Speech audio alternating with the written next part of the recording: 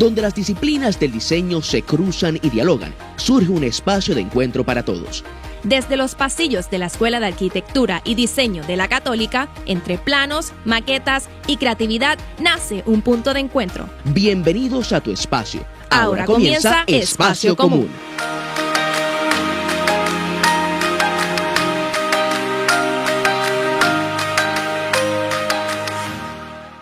Bienvenidos a Espacio Común, el programa de la Escuela de Arquitectura y Diseño de la Pontificia Universidad Católica de Puerto Rico. Esto es un espacio de diálogo donde compartimos y debatimos ideas sobre arquitectura, diseño y ciudad, integrando las disciplinas profesionales que conforman nuestra oferta académica. Es un foro que reúne voces diversas comprometidas con construir desde distintas perspectivas un verdadero espacio común. Hoy les saludo a su moderador, Derek Pagan Lavoy, y en esta oportunidad tengo el honor de conversar con nuestro invitado, el profesor y licenciado Joel Montalvo, donde estaremos conversando sobre el tema de los mitos y desaciertos de la Ley 173. Bueno, esto es un tema que para aquellos que están en la industria de la construcción lo conocen mucho, pero para efectos, ¿verdad?, de nuestros radio oyentes y los que nos escuchan, ¿verdad?, por los diferentes medios, la primera pregunta para poner a todo el mundo en la misma base: ¿qué es la Ley 173 y cuál es su propósito dentro del marco legal que regula las profesiones de la construcción, arquitectura e ingeniería en Puerto Rico? Bueno, Derek, en primer lugar quiero agradecerte la invitación que me haces aquí a compartir contigo en este espacio común, valga la redundancia, ¿verdad?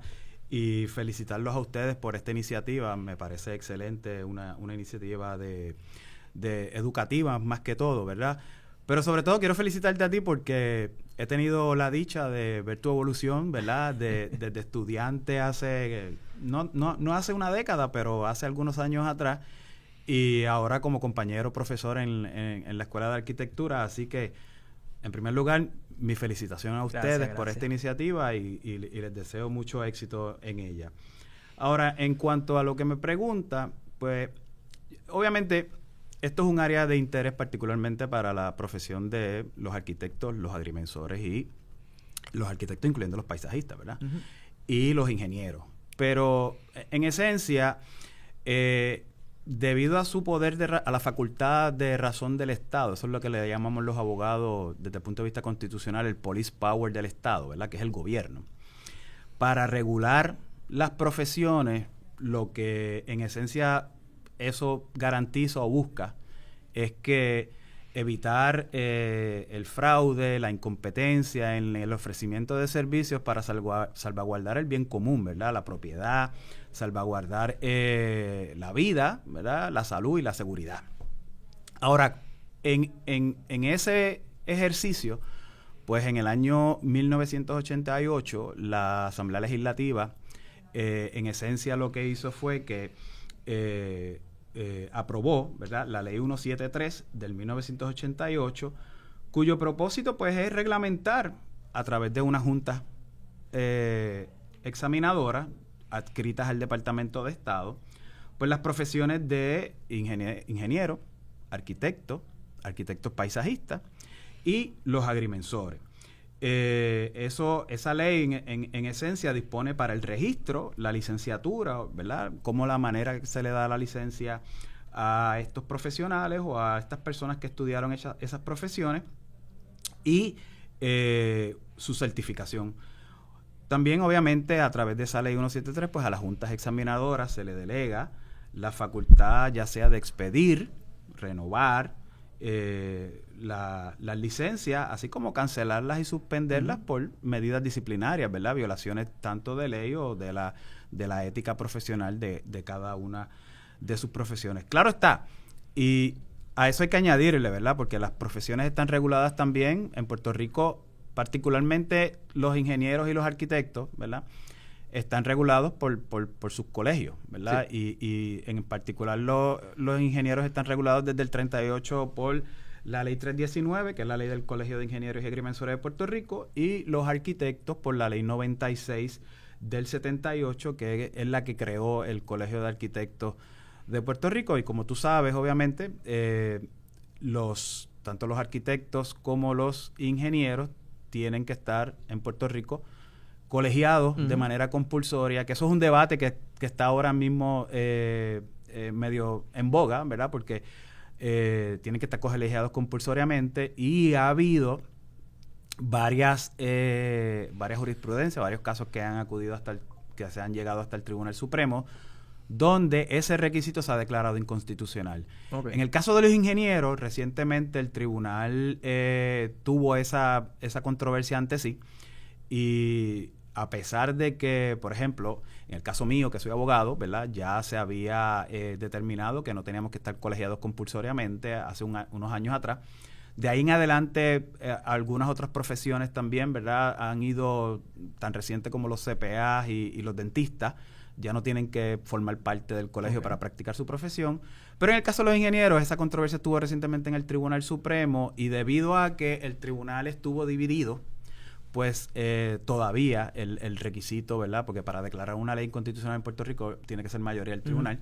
Pero en este caso habían unas vacantes y pues obviamente el tribunal estuvo enteramente dividido para declarar esa ley, y por tanto todavía los ingenieros tienen que colegiarse compulsoriamente. En el caso, los arquitectos todavía me parece a mí que no han llevado un caso dirigido a esto, por lo tanto, pues obviamente la ley está en pleno vigor y tienen que colegiarse de manera compulsoria. Ok. Bueno, ya con eso hemos sentado la base, ¿verdad?, de lo que la ley 173 establece. Eso me lleva, ¿verdad?, en muchas regiones y países las funciones entre arquitecto e ingeniero, ¿verdad?, se distinguen a veces con mayor claridad dentro de la práctica profesional.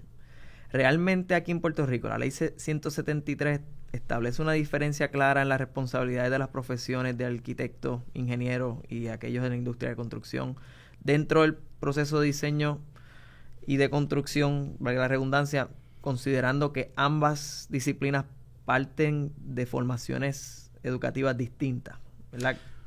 Mira, eso, yo no sé si tú recuerdas cuando estuviste en mi salón de clase, pero yo usualmente cuando estoy discutiendo ese punto en específico en las clases, siempre le pregunto a los estudiantes, ¿verdad?, que valga la aclaración, son estudiantes de arquitectura, que me definan con el conocimiento que tienen en ese momento, que ellos entienden es la práctica de la arquitectura.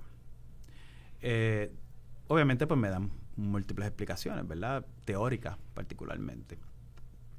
Pero después les pregunto que ellos entienden, o que me definan también, que ellos entienden que es la práctica de la ingeniería. Y pues también me dan muchas explicaciones. Tratan de diferenciar una de la otra, ¿verdad?, particularmente desde el punto de vista más bien de la participación, quizás en el ejercicio de diseño, quizás en la construcción, desde el punto de vista teórico, me hablan, y con razón, ¿verdad?, que los currículos y las formaciones educativas son distintas. La carrera, pues, para empezar, aunque son algunos, se parecen un poco en la cantidad de créditos, pero sin embargo son, cuando uno va, ¿verdad?, materias muy distintas, ¿verdad? Sí. Quizás los ingenieros pues están más dirigidos al punto técnico, donde hay unos énfasis también en la ciencia, en matemática, en los cálculos, ¿verdad? Y en esas fórmulas. Y quizás el arquitecto, pues obviamente, como parte de nuestra escuela, ¿verdad?, pues va quizás su formación quizás va más al tema de los espacios, la comunicación arquitectónica, ¿verdad?, los materiales. Cómo una persona puede habitar ese espacio y ocuparlo, ¿verdad? ¿Qué otras cosas ya desde el punto de vista más bien estético se le puede añadir para crear valor en esa obra propuesta o que se que se propone construir, ¿verdad? Pero sin embargo, después ahí es que yo vengo y les digo, pues, ¿verdad?, vamos a ir a ver qué es lo que dice la Ley 173, particularmente sobre ese tema. Y si vamos a la Ley 173, ¿verdad?, la definición que está en el artículo 4 de ejercicio o práctica profesional, es evidente que las trata la ley de manera igual y no hace una distinción. Y yo te la quiero leer para que, ¿verdad?, para que tengamos el entendimiento. El artículo 4 de la ley 173 dice: a los propósitos de esta ley, el ejercicio o práctica de las profesiones de ingeniero, arquitecto paisajista o agrimensor comprende las funciones, campos y disposiciones correspondientes que a continuación se establecen. Y el subinciso A define el ejercicio de la ingeniería o la arquitectura, ¿verdad? Y dice: comprende la prestación de cualquier trabajo profesional o la ejecución de cualquier trabajo de naturaleza creadora para cuya realización se requieran los conocimientos, adiestramiento y experiencia de un ingeniero o un arquitecto. Eso sugiere que tengamos que ir para definir lo que es específicamente la práctica, más bien a los currículos de las distintas escuelas o universidades que enseñan la materia, ¿verdad? Continúa el artículo 4. Incluye la aplicación de conocimientos especiales, las ciencias físicas, matemáticas y de ingeniería o arquitectura al presentarse tales servicios profesionales o al ejecutarse tales trabajos de naturaleza creadora como se requiera en cualquier trabajo de asesoramiento, estudios, investigaciones, valorizaciones, la realización de trazado de planos, mediciones, inspecciones y superintendencias de obras en construcción a los fines de asegurar la observación de sus especificaciones y realización adecuada de lo proyectado en relación con cualesquiera obras públicas o privadas, instalaciones, maquinaria, procedimientos y métodos industriales, equipos, sistemas y trabajo de carácter técnico en ingeniería o en arquitectura. Para el Estado, con esa definición, cuando vayamos a, ¿verdad? Porque en Puerto Rico hay delitos de si tú practicas la práctica de la profesión de manera ilegal. Pero cuando vayamos a buscar, hay que definir cuál es la profesión que se está practicando de manera ilegal, ¿verdad? Por el principio de legalidad. Vamos a la definición que le da la ley 173, que no hace distinción alguna. Nos sugiere, sin embargo, que tengamos que ir a ver para distinguir cuál es el entrenamiento que ha recibido el profesional de la ingeniería o el profesional de la arquitectura. Y pues ahí vamos a tener que, ¿verdad? Obviamente, ir a acudir a los currículos de cada entidad universitaria licenciada y acreditada en Puerto Rico y por las distintas organizaciones acreditadoras para distinguir. Ahora bien, eso no necesariamente es así en la práctica, ¿verdad? Porque tú como arquitecto conoces, ¿verdad? Y obviamente la pregunta siempre de umbral es, y quizás allá en el público, ¿verdad? Y el consumidor, cuando quiere quizás gestionar alguna obra de construcción, se pregunta: ¿me hace falta un ingeniero? ¿Me hace falta un arquitecto? ¿Quién me puede ayudar con el trámite de permisos? La realidad es que ante el Estado ambos pueden hacer eso. De hecho, ambos pueden diseñar, ¿verdad? Y aunque tú y yo sabemos, ¿verdad?, que quizás la manera más fácil de distinguirlo es el ámbito de participación y en las etapas de la construcción, pero ya sea en los trámites de permiso. Si tú te vas inclusive a la ley de certificación de plano o a la ley de reforma de permiso, permite que ambos puedan certificar y firmar.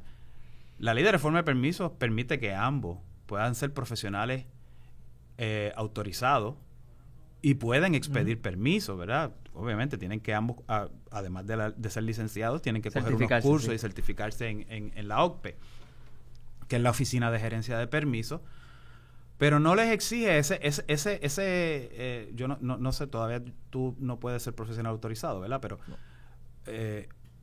Pero ese curso que se le da para certificarse como profesional autorizado no distingue entre si tú eres ingeniero o arquitecto. Y digo, hay otras profesiones, ¿verdad? Para ser profesional autorizado tú puedes ser agrimensor, puedes ser planificador, ¿verdad?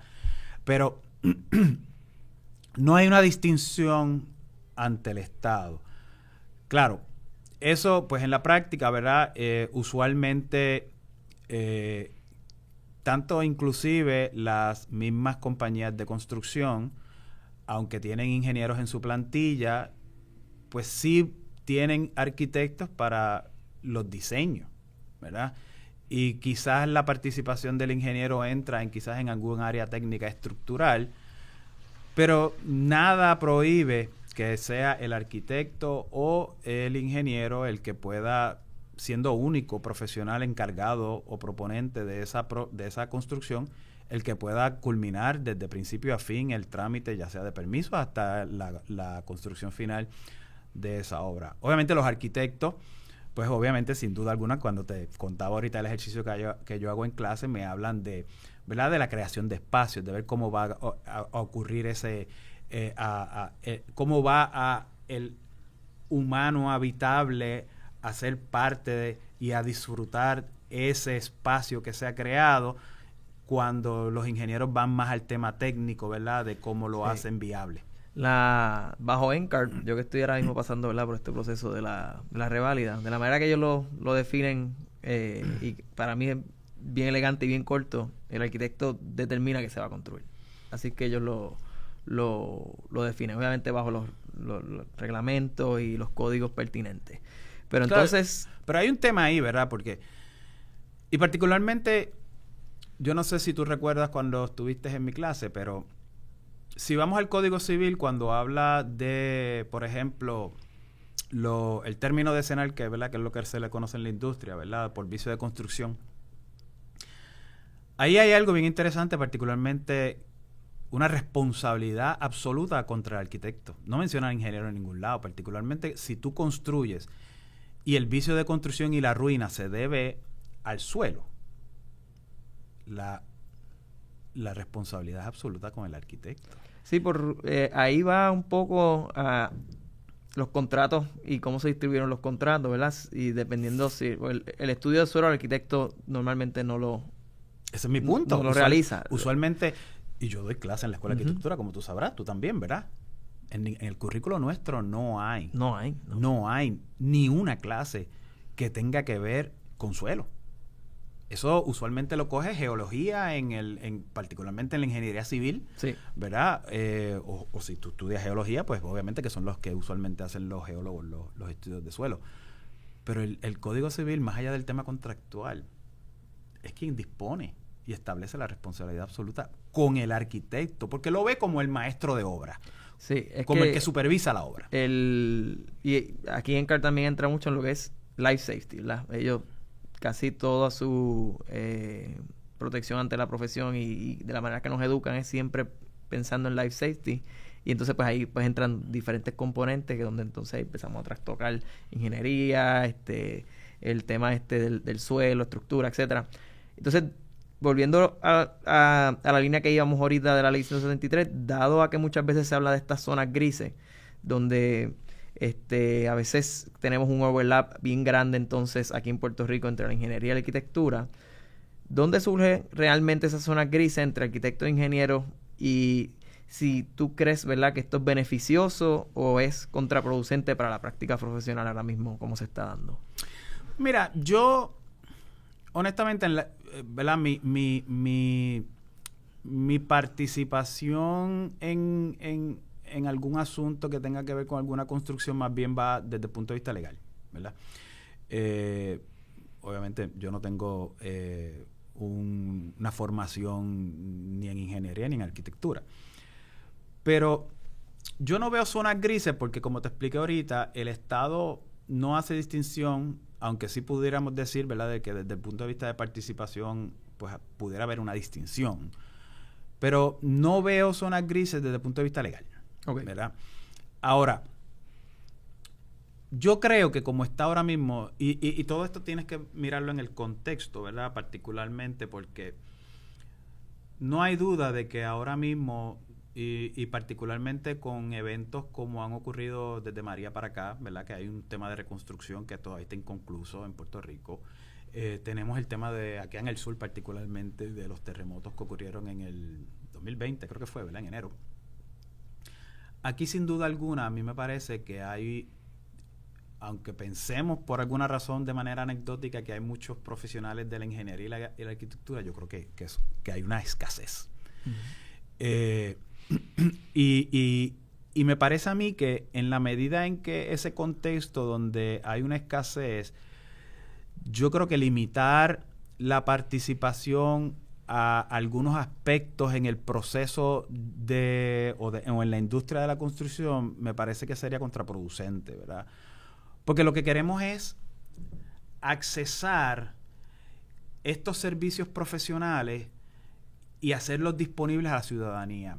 Y te digo porque eso es importante más allá de limitarlos a unas participaciones específicas. En Puerto Rico no es un secreto que tenemos mucha construcción informal. Sí. ¿Verdad? Y la razón de esa construcción informal... Yo diría que 49%, inclusive cuando hablamos de residencia, por ejemplo. Puede que sea un poco más. Es lo último que yo había leído. Mucha de esa construcción informal, pues, sin duda alguna, se puede dar por múltiples razones, ¿verdad? Pero pienso que si los servicios profesionales, ya sea de arquitectura, ingeniería, estuvieran mucho más accesibles, y no estoy diciendo que es que sean baratos, ¿verdad? Ni siquiera estoy diciendo que el tema de costo es un factor. Pero si los hiciéramos mucho más accesibles, porque yo te aseguro a ti que si la gente necesita un affidavit, sabe dónde hay una oficina de abogado en un pueblo, y va allí y busca un affidavit, ¿verdad? A pesar de que también hay escasez quizás en los médicos, pero si la gente necesita un generalista, no tengas duda de que va a ir allí a buscar una receta para una medicina. Consiguen a uno. Consiguen, ¿verdad? No obstante, si la gente quiere cambiar o inclusive cerrar una marquesina, hacer una estructura adicional, ampliación en su casa, la gente a veces prefiere hacerlo, ya sea con un chiripero, ¿verdad? Donde ni siquiera pide un permiso, ¿verdad? Y toda obra de construcción, ¿verdad? Requiere un permiso, ¿verdad? A menos que no sea, pues, qué sé yo, cambiar unas ventanas, pero sin duda alguna poner el bloque es una obra de construcción, ¿verdad? Y por tanto, ¿verdad?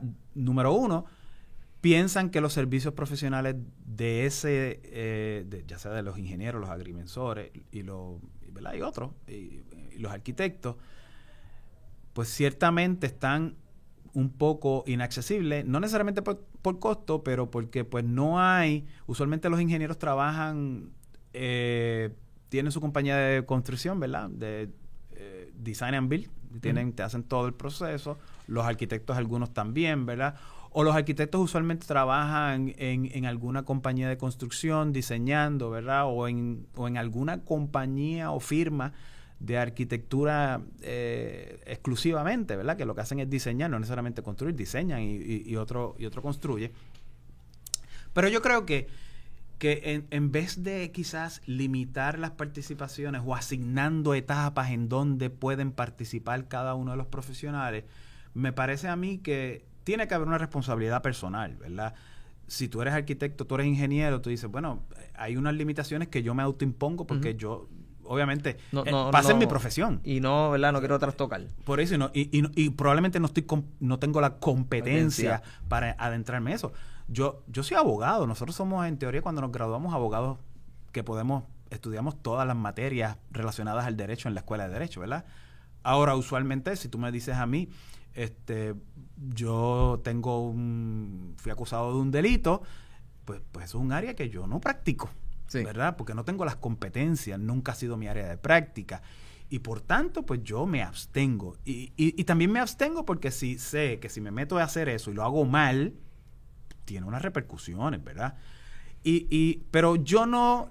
Y yo tampoco soy fanático de estar legislando cada cosa específicamente, ¿verdad? Así que yo pienso que desde el punto de vista de ese contexto donde hay algún grado o sensación de que escasean esos servicios o de que al menos no están mucho más accesibles, pienso que no se les debe asignar participaciones a uno y en cada cual, y que cada cual vaya a su formación y lo que la licencia diga. Ok. Bueno, pues, amigos, es un momento de hacer una breve pausa. Regresamos ya mismo aquí a Espacio Común, donde seguiremos conversando sobre los mitos y desaciertos aquí de la Ley 173 con el profesor y licenciado Joel Montalvo.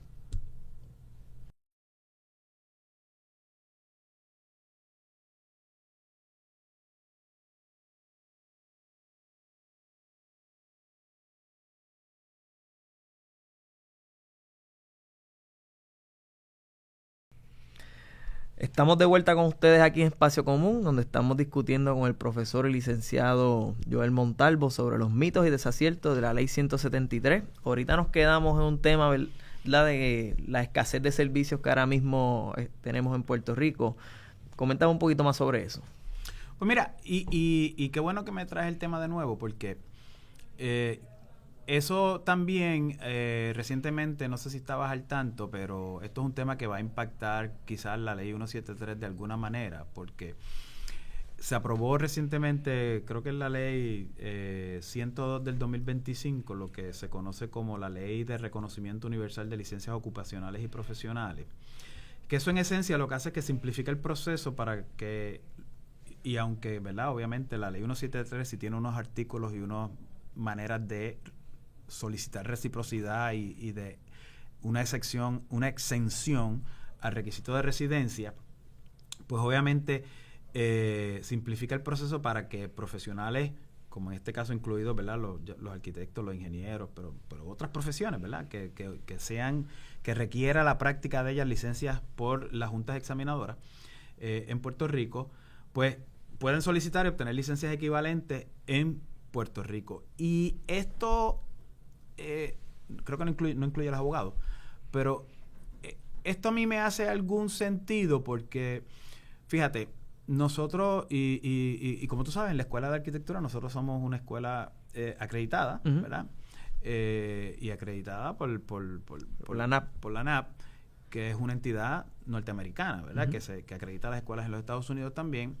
Y eso de alguna manera, yo conozco de estudiantes míos y ahora probablemente que tú conoces fueron quizás compañeros estudiantes tuyos o quizás hasta estudiantes tuyos ahora mismo, pero que quizás quieren continuar estudios en los Estados Unidos y usualmente allá mismo es que se les ofrece o se les presenta la primera oportunidad laboral, Uh-huh. ¿verdad? O Puerto Rico, particularmente con el estado de la Florida, Texas, Nueva York, donde hay una comunidad puertorriqueña, tiene usualmente un tránsito variado, ¿verdad? De puertorriqueños que van allá.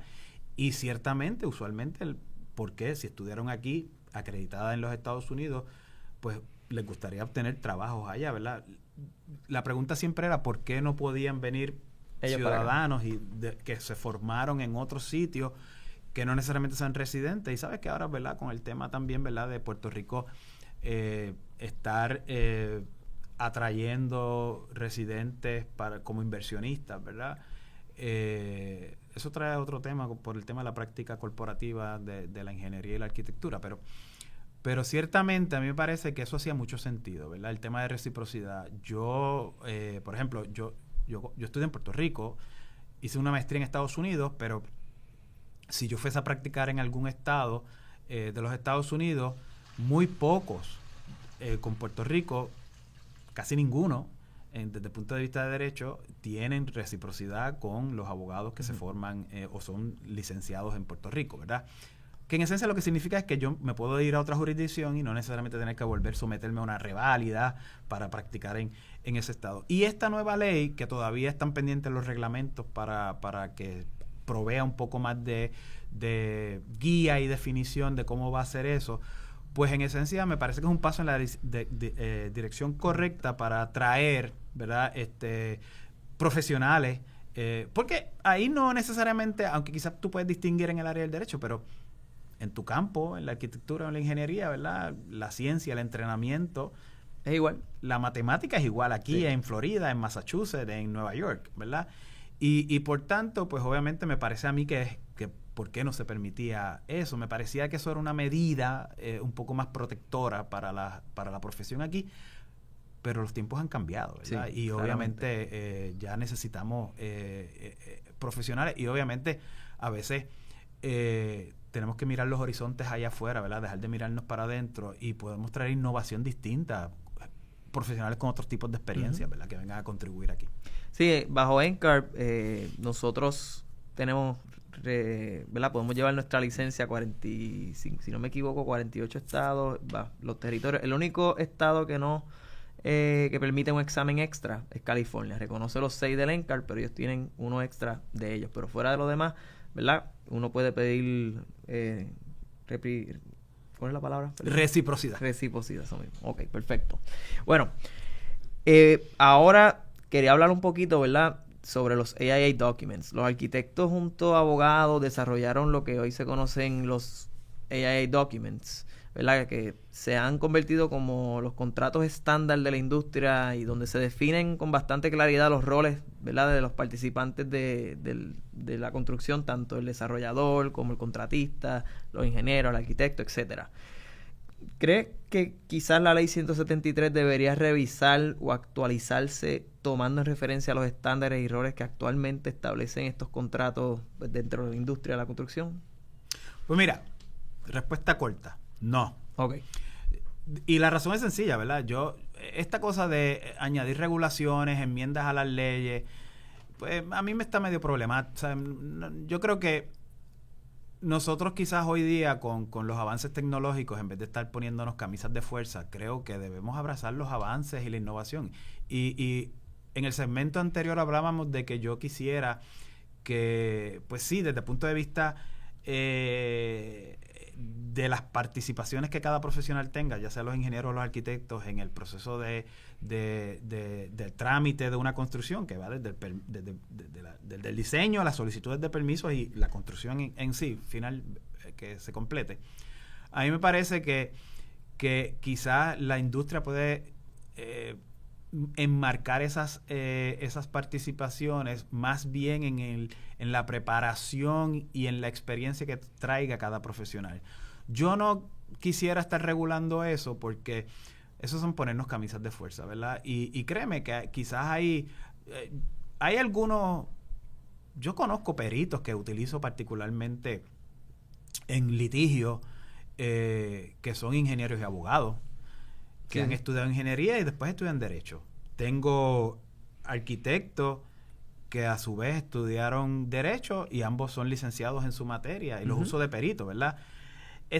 Por ejemplo, yo no te puedo, desde el punto de vista del litigio, mira, yo no te puedo a ti utilizar un perito que sea ingeniero para determinar qué es una fachada o qué es un diseño arquitectónico. Y esto pasa frecuentemente, ¿verdad? En los litigios de condominios, donde hay alteraciones de fachada, en donde hay las servidumbres en equidad, las condiciones restrictivas en las urbanizaciones.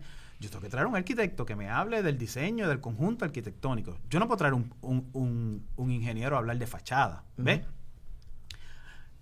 La ley dice que hacen en teoría lo mismo, pero la formación es distinta. El Estado de Derecho me reconoce a mí, si yo le pido a un tribunal que me cualifique un ingeniero para hablar de fachada, primero la otra parte lo va a objetar y el tribunal no me lo va a cualificar como perito, ¿verdad?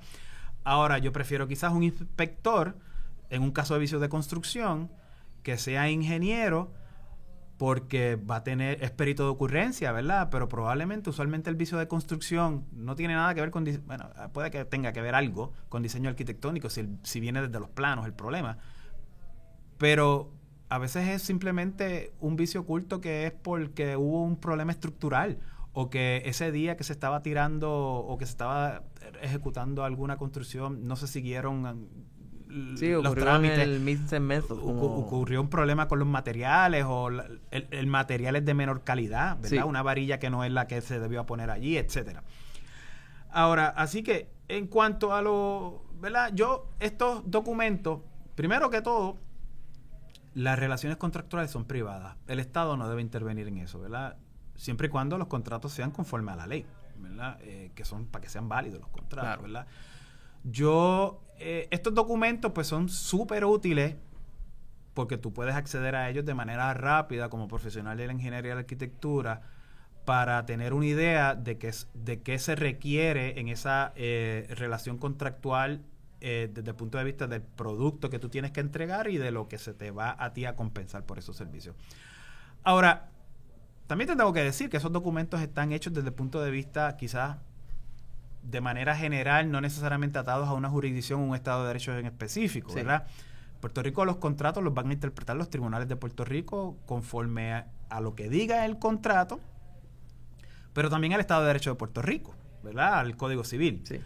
Así que es importante que esos documentos, que pueden ser un buen primer paso y utilidad, pero hay que revisarlos, ¿verdad? Revisarlos para traerlos y atemperarlos a nuestro Estado de Derecho, ¿verdad? Que continúa innovando y que ciertamente va a ser distinto. Recuerda, nuestra tradición civilista, distinto a los estados, pues probablemente sea en alguna manera o en algún grado un poco distinta al Estado de Derecho en California, ¿verdad? Los códigos de construcción son distintos, para empezar, ¿verdad? Porque nosotros aquí recibimos, aunque estamos recibiendo terremotos recientemente, pero recibimos huracanes. Pero tú no recibes huracanes en Montana, No. ¿verdad? Hay otros tipos. Allá tienen otro tipo de fenómeno natural problemático, pero los códigos de construcción pues deben diferir. Hay algunos que se parecen, están los temas de OSHA, ¿verdad? Pero hay algunos que sin duda alguna van a ser distintos. Ahora, siempre también hay que revisarlos, porque ese tipo, y esto más bien es un tema que tiene un poco más de donde está un poco más adelantado es en los métodos alternos de resolver controversias o disputas que surjan a través de esos contratos, ¿verdad? Por ejemplo, en Estados Unidos ya casi la mayoría de este tipo de contratos te incluye cláusulas de mediación, de arbitraje, ¿verdad? Pero hay que revisarlas. Porque donde inclusive el que va a firmar el contrato, el owner, etcétera, se pone de acuerdo con el arquitecto, si van primero a mediación, inclusive después litigio, arbitration, etcétera. Y hay diferentes métodos, pero todos se escogen al momento de firmar. Claro, pero hay que revisar esas cláusulas porque uno tiene que estar consciente de que, primero, una cláusula de arbitraje tiene que estar consentida, ¿verdad? Y hay que ver qué exactamente dice. Y recuerda, por ejemplo, te voy a dar un ejemplo en el arbitraje. El arbitraje, tú escoges las reglas, tú escoges el foro, ¿verdad? Puede ser AAA, que es el American Arbitration Association, puede ser conforme a la ley de Puerto Rico, que hay una nueva ley de arbitraje, puede ser un árbitro de la AAA o puede ser un árbitro solamente que sea árbitro en Puerto Rico. ¿Qué derecho sustantivo va a utilizar ese árbitro o panel de árbitros para resolver esa disputa?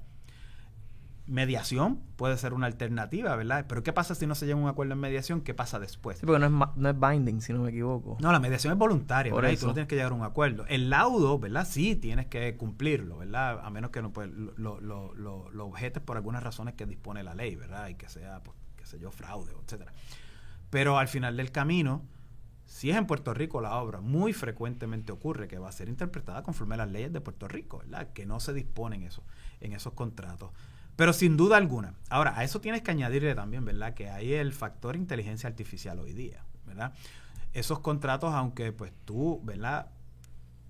Sin dudar alguna, tienen una utilidad inicial para tú establecer y quizás tú puedes utilizarlos con tu abogado que sea tu asesor legal para adaptarlos y incorporar todas estas cosas que hemos hablado desde el punto de vista de si la obra es en Puerto Rico, ¿verdad?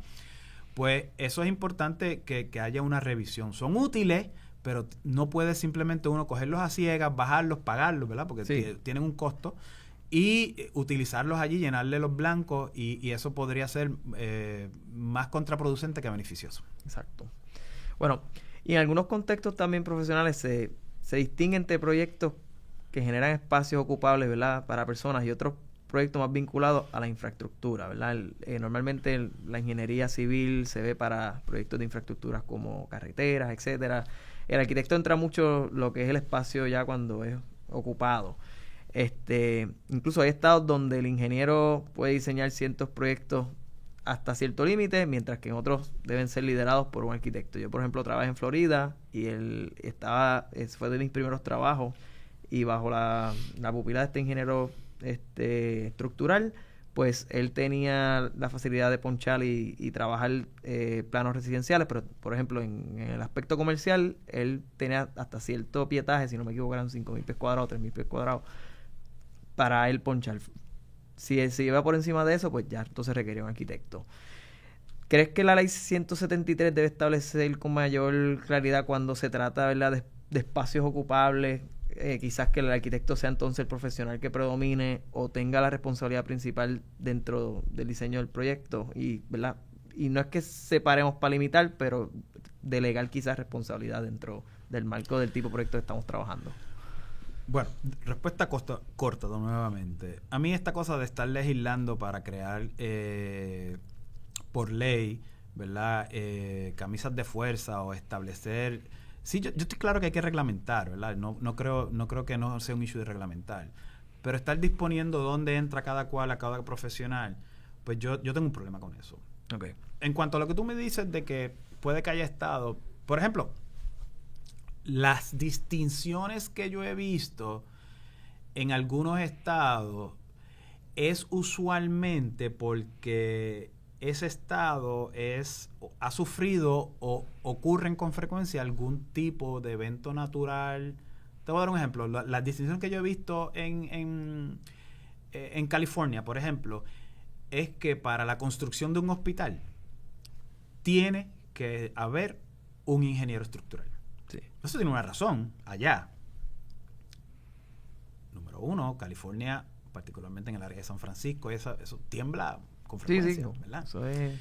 Y pues quizás eso responde a que, pues mira, tenemos que asegurarnos, aunque sí ha habido también, ¿verdad? Hay que seguir los códigos. Yo estoy seguro que cualquier arquitecto va a seguir los códigos, ¿verdad? Que estén están en estándar Pero me parece que, pues obviamente, en la medida en que... Y probablemente quizás en Japón, que también es un área donde, ¿verdad? Aunque no es en Estados Unidos, pero es un área donde ocurre mucho fenómeno geológico, ¿verdad?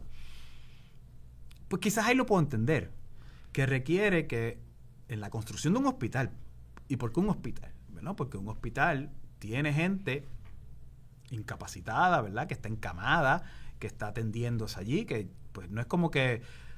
evacuar un hospital es mucho más difícil que evacuar un restaurante. Sí, pero el hospital ahí entra bajo la International Building Code en un instituto, y entonces el instituto, ahí por ejemplo entran los que son las funciones de un espacio ocupable donde tú estás teniendo una persona bajo cierta restricción. O sea, tú entras a un hospital y hasta que no te den de alta no puedes salir. Claro. Oye, y si pasara un terremoto, no es como que tú puedes levantarte de la cama fácilmente y salir, ¿verdad? Si tienes alguna condición incapacitante. El Estado, pues, se quiere asegurar que... De hecho, en Puerto Rico,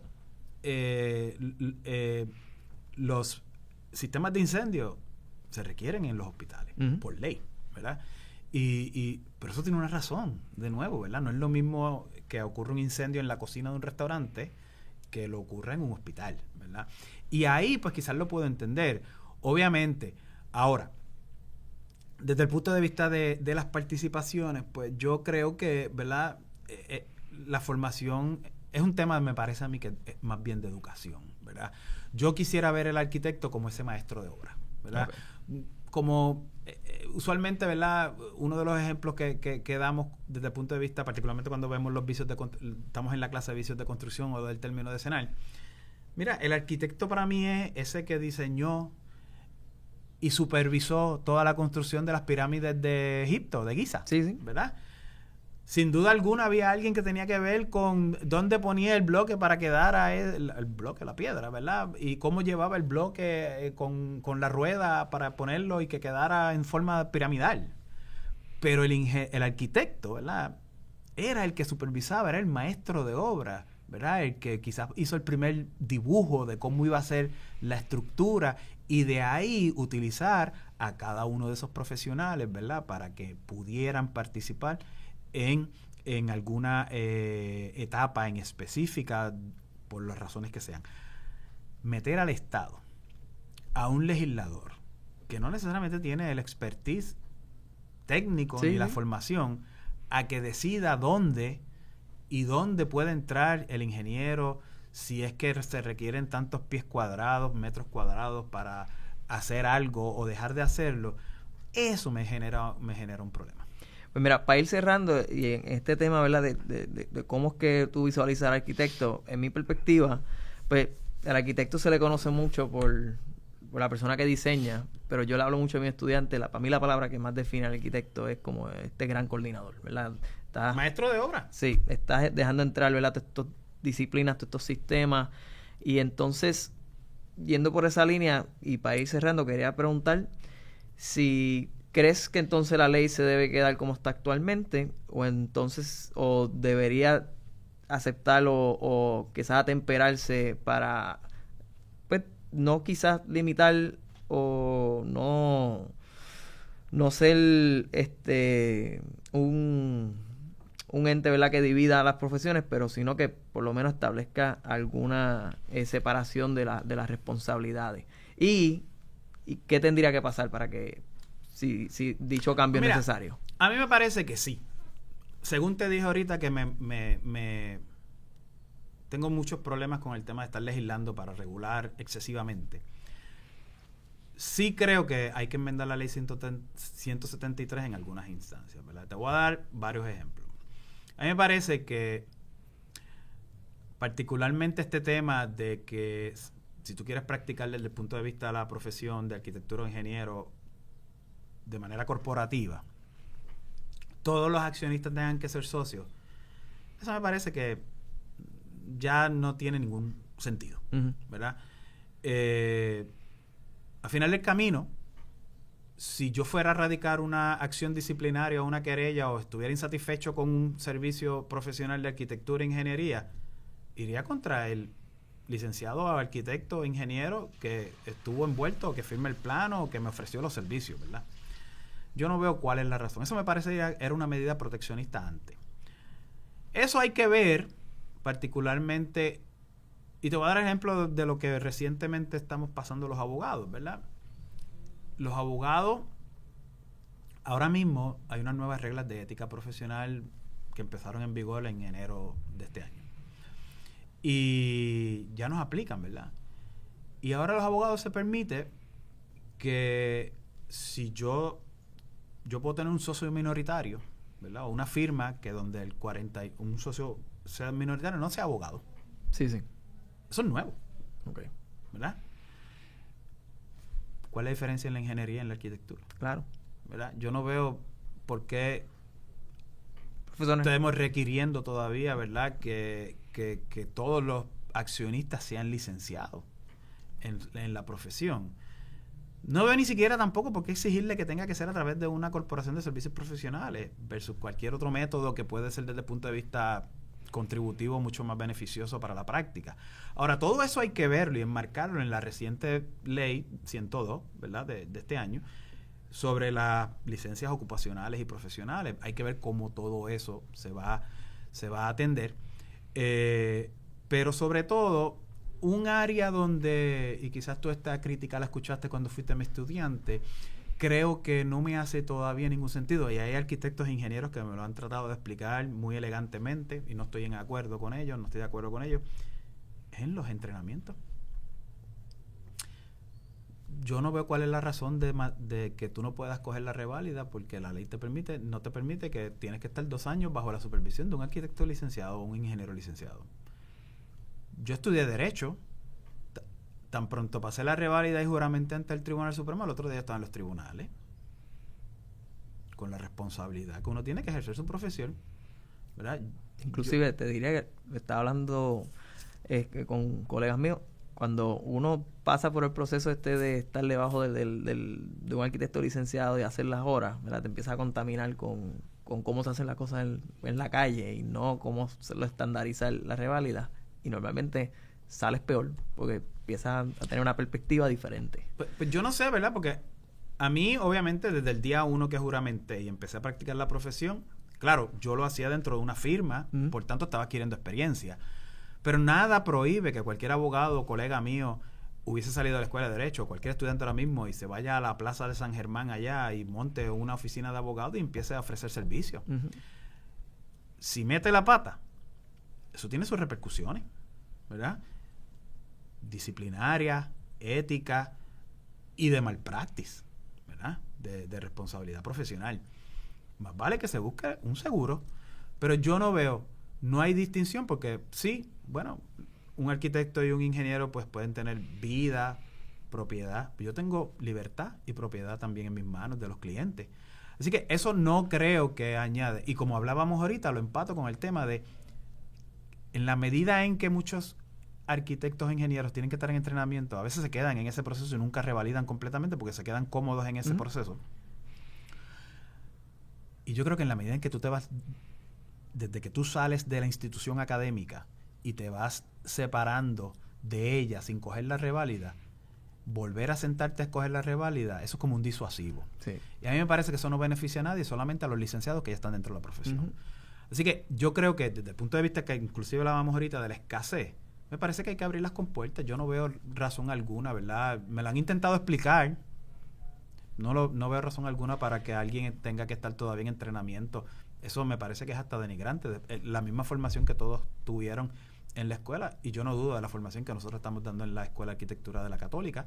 Así que, por tanto, yo pienso, ¿verdad? Tampoco pensaría que en el Colegio de Mayagüez o en la Politécnica, que gradúan ingenieros y arquitectos, pienso que harían un mal trabajo como para que las personas no estén, pues si no pasaron la rivalidad, no la pasaron, que la sigan cogiendo. Exacto.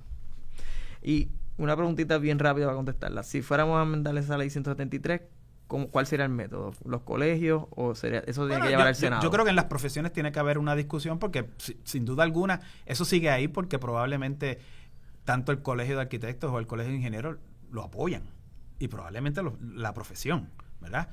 Tiene que darse una conversación dentro de la profesión para que eso cambie, okay, ¿verdad? Y una vez probablemente, porque un legislador puede radicar mañana una enmienda para eliminar eso, pero ¿qué va a hacer? Va a encontrar la oposición. Cuando vaya allí a deponer el colegio de arquitectos o el colegio de ingenieros, se van a poner en contra y van a cabildear, ¿verdad? Sí, Hay grupos de intereses que van a querer que eso tiene un propósito. Pues probablemente pues esa gente tiene algún grado de acceso al legislador, tienen, ¿verdad? Son colegios que usualmente su opinión es importante y van a buscar los argumentos necesarios para convencer a los legisladores de que hay que mantenerse. Claro, así que claramente hay que buscar el consenso, pero bueno, ha sido una muy buena conversación, pero amigos, hemos llegado al final del programa de hoy. Esto fue Espacio Común, el foro interdisciplinario donde la arquitectura, el diseño y la ciudad se piensan, se comparten y se viven. Sus opiniones son importantes, por lo que les invitamos a compartir con nosotros sus comentarios, sugerencias e ideas. Nos pueden escribir a nuestro correo electrónico espaciocomun@pucpr.edu. Los esperamos todos los jueves, como siempre, en Católica Radio 88.9 y 89.1 FM y cada viernes a través de los canales digitales de la escuela, en el canal también de Huellas del Futuro de la Pontificia Universidad Católica de Puerto Rico. Gracias a todos por su sintonía y hasta la próxima semana. Donde la arquitectura y el diseño recorren la ciudad y se convierten en herramientas para tu vida. Conecta con Espacio Común. Comunícate a espaciocomun@pucpr.edu. Porque tú eres parte de nuestro espacio. Espacio Común, una producción de la Pontificia Universidad Católica de Puerto Rico.